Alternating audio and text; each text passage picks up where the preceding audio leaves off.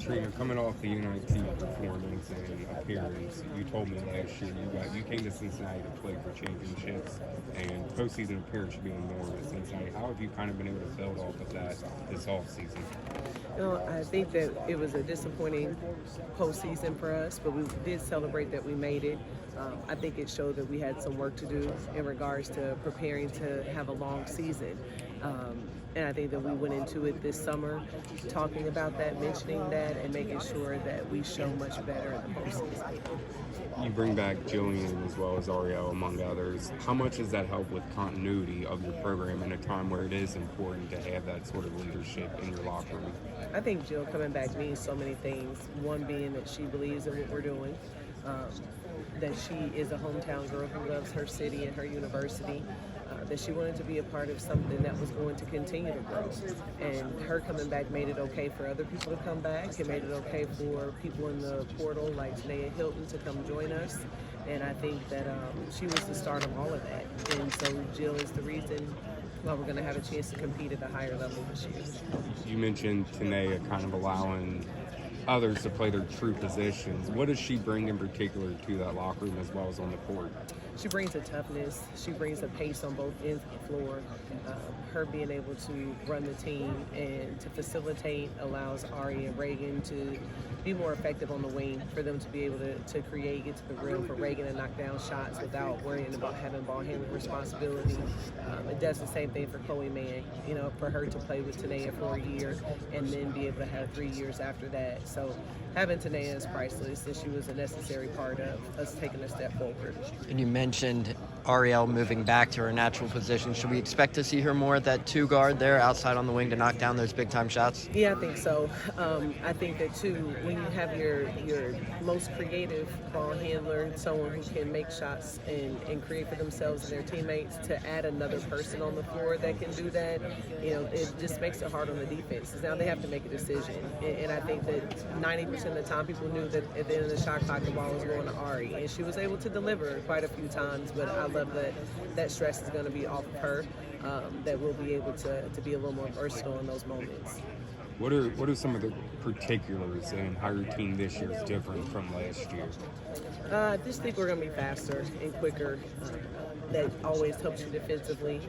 But I do think we have to be a lot better at rebounding the ball. I feel like that was a strength of ours last year. I haven't quite seen that from this team just yet, but we do handle the ball better. We push in transition. And again, defensively, I think we just look a little more scrappy. Then you talk about the rebounding aspect of things. Obviously, you bring in Alliance from Western Arizona, or Arizona Western. Talk about what you've seen from her. Obviously, she averaged 13 and 12 during the time at the JUCO level. What have you seen from her as she makes that development to the Division I level? She does a couple of really good things.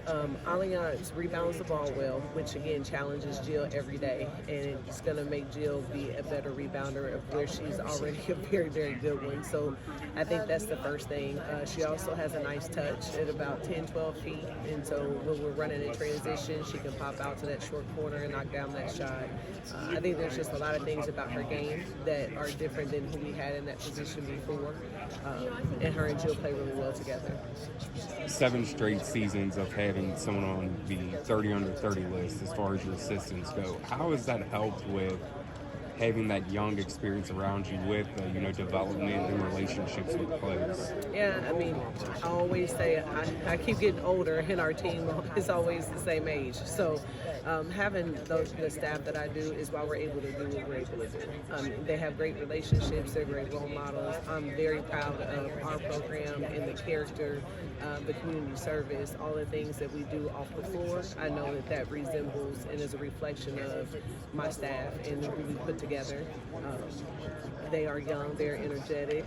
Everybody will argue that they're pretty hip too. Every time someone says, you got the best dressed assistants, and their shoe game is top tier. So it's a lot of really good and positive things. You mentioned the shoe game and the swag to this coaching staff. Obviously, you're rocking the off-white today. Walk us through the shoe choice for you here this week.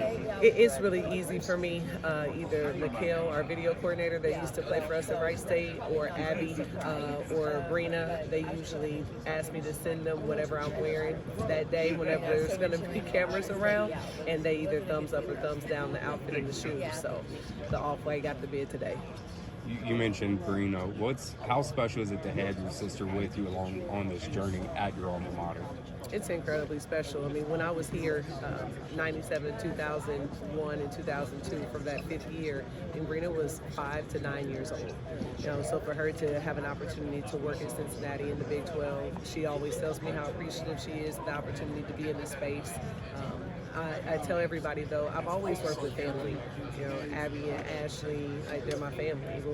When it was Tennille or Devin Reed, my staffs in the 9 years I've been a head coach, that's who they've always been to me. So it is special to have Brina, but to actually have her in and for her to mesh with everybody else is the best part for me. A lot of momentum on the recruiting trail right now. I know you can't talk specific players, but how has the momentum you have within your program, but also the university, helped on the recruiting trail? I think it's huge. I think moving to the Big 12 is huge because it's a big stage with high-level competition, and not that the American League didn't have great coaches and great players, because it did. It's just a saturation of that. Just every night there's going to be all-conference players. Every night there's going to be teams ranked in the top 25 in the country. So I think that's probably the bigger deal. I think the Jordan brand is still something that matters, right? That's just what kids are into. And I think the style and swag that we talk about with the coaching staff, I think that they do a phenomenal job branding us. But mainly it's the sisterhood. The idea that when you become a part of our program, you're always a part of our program. And they trust that, they believe that, and I think we've proven that that's who we are. How special is it to you personally to be able to wear that Seton Hall, your alma mater, you're out on the recruiting trail? I talk to recruits, they talk about how authentic your message is because they know you've been in those same shoes. Yeah, I always say it's the job I never knew I wanted until you walk in the door and you go to work every day and you feel like you're not going to work every day. I do feel a sense of responsibility, to the legacy of the program, specifically Lori Purtle and my teammates, and to get it back to a place where we're in the NCAA tournament and we're winning games in the NCAA tournament. So it's good pressure, but it definitely exists, and we're going to keep plugging forward until we get there. Now, you mentioned the sisterhood as well. Obviously, you see it there on the jacket. You see it everywhere you guys go. Walk us through, obviously, that's been a saying you have used throughout your whole coaching career. Walk us through what that means, like, for this group of girls. Obviously, you have 4 newcomers. Walk us through how they really embrace that sisterhood motto this offseason. I think when we're talking recruiting, we're really talking about people wanting to be a part of what it is that we're doing. I think what we do is we think about what we offer, and then we go out and we find people that appreciate what we offer. You got to know yourselves as people, got to know where you're headed as a program, and everybody that we have brought in, they have felt that the sisterhood is something that they could benefit from, and lifelong connections, and whether that's reference letters, recommendations, if it's later they want to get into coaching or anything else, the networking that comes with being a Bearcat, when we have a huge alumni association. There's just all these different things that are not just our program, but they're the university, it's the community. It's just being a Bearcat is just special. And then obviously you add the 4 corner schools to the Big 12 this season. Talk about how you as a coach are going to have to prepare for these extenuous road trips where you might have to travel across all 3 time zones this season. As a coach, how do you kind of prepare for a road trip like that? I have to be honest, I leave a lot of that to the actual performance team. They're the ones that are going to make sure that we go through every measure to keep the kids hydrated, to make sure they're fueled the right way, resting the right way. I lean on them for travel plans. I stay in my lane. I coach basketball, and we're fortunate to have great people, great resources that I can rely on to help make those decisions. When you look at your roster construction, what did the Big 12 teach you in year 1 in terms of where you maybe need to improve or what you need to prioritize from skill set? Yeah, the Big 12 can be complicated because there's so many different styles. I think where we've been before, it's fast-paced, really athletic. You may have undersized post players, and you get in the Big 12, and there's going to be 6'5", 6'6", down there on the block, and so you have to make a decision. Are you going to get 6'5", 6'6", or are you going to stay 6'2", 6'3", and run and be really athletic, and what comes along with that? So I feel feel like it's a very skilled league, but also feel like there's teams that are incredibly athletic that apply a lot of pressure, whether it's man or zone. So you have this huge mix, and I think the best thing that we can do is pick a style, marry our style, and recruit to that style. You mentioned Chloe Mann earlier, four-star point guard out of Duncanville, Texas. What's her development been like this offseason? Yeah, it's been fun to watch her because that's the direction that we're headed in, being a dribble drive coach myself, just people who can get downhill, create for other people. We are working really hard with her in the transition. It's for every freshman. When you start, does this pass work or does it not work? And she has grown significantly from the summer. I look for her to play 20-plus minutes a game. I think that she can affect both ends of the ball, her and Tanea. And when they're both out there together, we look really good defensively. And then obviously, Jillian said it earlier, but the decision to come back for her was due to the fact that she felt like she had unfinished business. Walk us through what those kind of discussions there were between yourself and Jillian, and how happy were you to see her use that extra year of eligibility to come back this year? I think Jillian I think that she has accomplished a lot individually, and there's just this desire to have accomplishments as a team. And I think postseason was a good step last year, but I really think that in her legacy, what she wants is a winning season. What she wants is another postseason run. And so when she says unfinished business, that's what I hear. I hear her saying, I need to be on a team that won. And I admire her for that because there isn't much left for her to accomplish individually on or off the floor. So for her to come back and it mean that much to her is a big deal to us. Sorry if this is a repeat question, but when you attacked the portal, you brought in 3 players. What was the main thing that you guys knew that you had to kind of replenish or improve on? Yeah, it's always going to be taking care of the ball for us. I think that when you go through a season, and our point guard last year was also very talented. She was just limited coming off of a surgery. She ended up playing 7 total games that year, forcing people to be out of position. So the point guard was the number one thing, and we went out and we got the best one that we felt like was available, and that was Tanea. That fit our style. That also, when we got on the phone, we had a good vibe with her and her family, things of that nature. Daily Dunn, we also, us being a driving team, we needed somebody to come in and make shots. And so when we talked to Daily, that's where she said that she could impact our team. And so we thought that was a good fit as well. And last but not least, Allianz added some depth down there in the post for us, so that Jillian didn't have to play so many minutes at the 5, because really she needs to be at the 4 for us in the way that we play. So the 3 of them were very important, and they fit a specific role that we needed to fill. Ariel kind of mentioned it on the stage, but now she's playing her natural position after last year. Where did you see her grow and kind of playing a different position, and how did she continue to develop her game? Well, one thing, when she showed up, and we talk a lot about that, like you have to show up every day. And make no mistake, what these young people do is very, very hard, especially in 2024. They've got other things they can do. They've got distractions. They just have a lot of decisions they can make. So when they choose to show up every day for themselves and for the team, it's a big deal. And that, to me, is where Ari grew. Where, as a freshman, I don't know that she was needed as much, like most freshmen, right? She came in, she played with spot minutes. Everybody celebrated everything she did because she was a freshman. And now there were expectations as a sophomore. You have some experience, and then to have those expectations be thrown on her as a point guard, it became a very stressful time for her. And so I just admire her ability to stick with it. And then you mentioned Daily Dunn, too. For people who aren't familiar with her, she is a 2-sport athlete. Walk us through what it's like, obviously, in terms of coaching her, but seeing her accomplish both on the basketball court and then on the track as well. Yeah, we discussed it during the recruiting process, and that's for her and our track coach to work out how that ends in the long run, but we are 100% behind her and support her. We know that that's what she wanted to do because she had done it before, and she has incredible lateral movement, and I talked about her offensively and her ability to shoot the ball, but if you saw her do a lane slide drill, it would blow your mind. Her quickness is unbelievable, which makes her a really good defender, especially with her length. Speaking of track, Chloe Mann was also a track star in high school. Have you kind of noticed that transition to the court as well? Absolutely. Her speed for one, but really her stamina.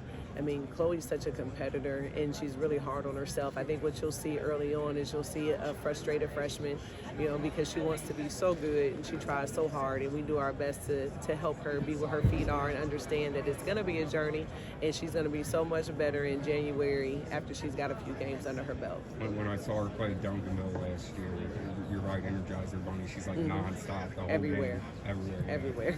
And then obviously you talk about returners, Reagan Jackson looking to make that big step there into her sophomore season. We spoke to some couple other guys throughout the TBT run. They told us about her work ethic and her drive to constantly stay in the gym. Just talk about that for a little bit, to see someone at her age constantly live in the gym, develop her craft, and her willingness to get better. Yeah. Reagan is an insane competitor. Sometimes we can get in game situations and get competitive, but this is a wake up every morning, drink, eat, sleep competitiveness. And that's what keeps her inspired to be in the gym so much. She's constantly wanting to be the best at what she's good at, and then she also wants to continue to extend her game. And that's evident by the amount of time that she puts in the gym. Sometimes we have to ask her to get out of the gym. You get worried over the long run, wear and tear. It's hard to keep Reagan down. She's gonna go shoot as often as she can. How much better would Julian have been had she not had to play the five at all? Yeah, I mean, I don't know that she would have been better or worse per se, but I do think that she rebounds with the best of them. So I don't think that it caused a problem. I think it just can wear you down a little bit. But that's one of the reasons why she almost played, I think, right under or at 25 minutes a game. So I think that you're going to see her playing anywhere from 30 to 35 minutes a game this year. Some of that is because we're going to do things a little differently, and the other part is because we have Allianz. Do you get some cool pictures back there like the girls? I do get cool pictures, but only when requested. I don't need any pictures. The fun part for me is watching them have a good time. With Tanea being a transfer here immediately with you, what does that kind of say about her leadership ability and capabilities? Yeah, I hope what it means to her is how much we believe in her and the role that I'm very confident that she's going to play for us this year. And I can't talk enough about how she impacts on both ends of the floor, how she starts guarding the ball in the beginning of the possession in the backcourt, and how her tenacity spills over into the team for that possession, how she pushes in transition and is a three-level scorer, but is also unselfish at the same time. Again, we are just much, much better because she's on this team. How do you approach this? You got Thomas More, I think, coming up. They're a decent program. How do you approach that? Kind of like Wested with the Ohio State game, you sub differently, basically try to get a lot of girls in. Yeah, I think you're going to see the whole team get an opportunity. Anybody who's eligible to play is going to get in the game, because I think it's important that we have that data, right? We have each other, and then we have our practice squad, and then we have our close scrimmage, and now this is the next step. And I think it's important for them to see, for us to see in real time, how the things that we're working on are translating. And I'd be remiss if I didn't mention Abby Holtman in the summer that she's had. She looks really good, very confident. She's making shots, she's rebounding. She's doing a lot of really awesome things. When I talked to some recruits about you and your staff, they've talked about how aggressive you are and how you're so determined to try to get your foot in the door with some big players. What is it about you or your staff's just determination to do that? Because it's not like Cincinnati's been on the level of Iowa or South Carolina or LSU, but you're getting your foot in the door with some really big players. Yeah, I think recruiting for us is, we simplify it. It really is. If you know what your program brings to the table, then you have to find people who believe and see value in what you bring to the table.